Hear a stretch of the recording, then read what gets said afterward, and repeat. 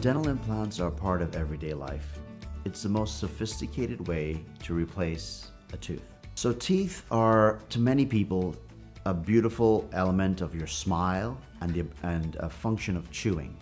But what people don't actually think about is their biological input and function. Once a tooth is removed, that underlying bone and soft tissue shrinks or remodels because there's no more need to support it anymore with the loss of that tooth. So teeth drift into that position and we have our jaws and gums deteriorate over time.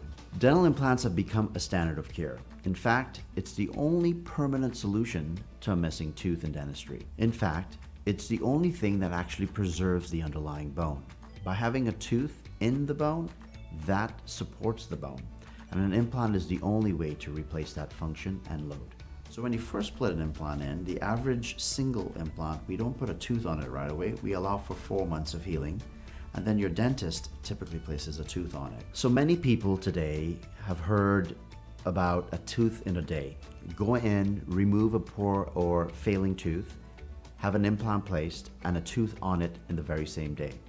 And while that is very true, we can do it for many patients, it is not entirely true for all patients. And I believe that we as professionals need to be a little more honest with patients.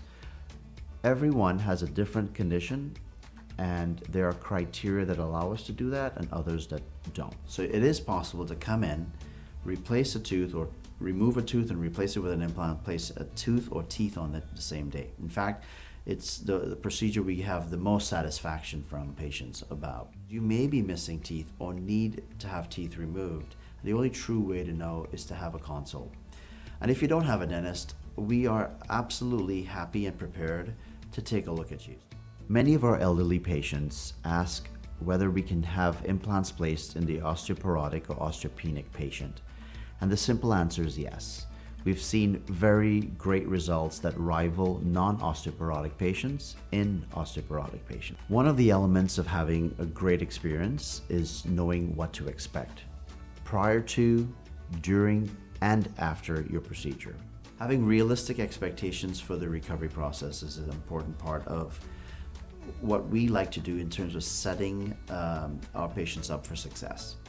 We see many patients with very compromised and complex medical conditions, and with close communication and collaboration with their physicians, whether it be their cardiologist or other specialists, we're able to do our due diligence and treat patients safely, comfortably, and very predictably in the most comfortable environment.